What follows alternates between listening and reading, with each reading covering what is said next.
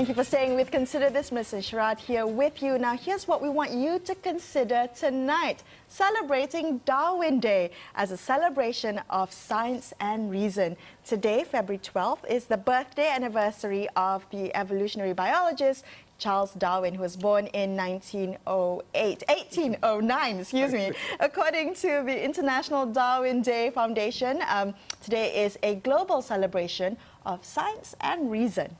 Yeah, I think this is fascinating, you know, and there are groups in Malaysia that are trying to advocate for greater science literacy. And I think when we look at our school textbooks, we see some of the problems of, you know, the inability to separate science education from religious conceptions of the universe and so on, so forth, right? But that aside, I think it's a great day to remember this a moment in our own intellectual development as a species that we realize or had evidence for the interconnectedness of all of creation, as if you want to use a kind of religious term.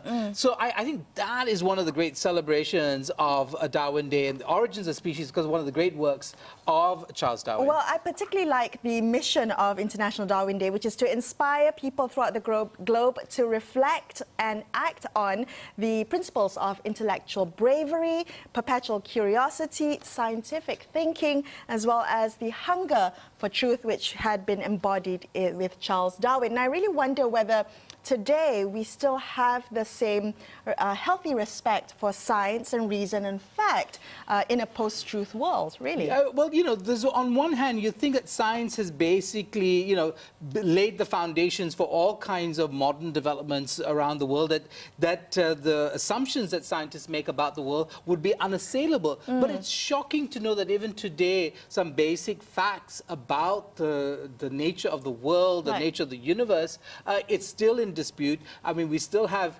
named celebrities in this country saying that the Earth is flat. Yes.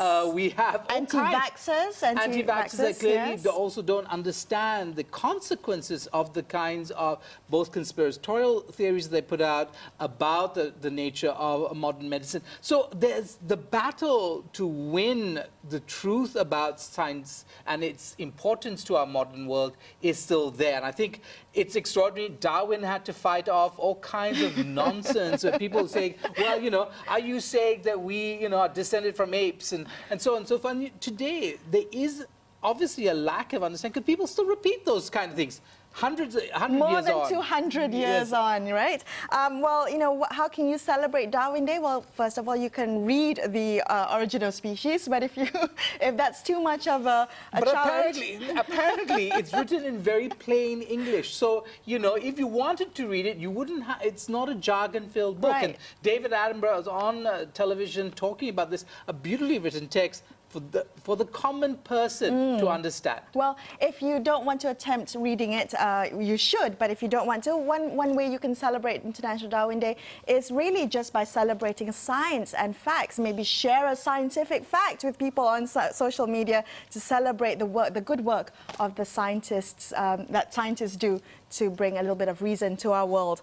All right, that's all the time we have on this episode of Consider This. I'm Melisa Idris, with me Sharaad Kuttan. We will be back with you for another episode tomorrow, only on Astro AWANI. However, don't forget to catch AWANI Pagi's deep dive into sexual development disorders with pediatrician Dr. Rashdan Zaki Muhammad. That's tomorrow morning at 7:30 a.m. Don't forget to catch that. I'm Melisa Idris with Sharaad Kuttan, signing off for tonight. Thank you for watching and good evening.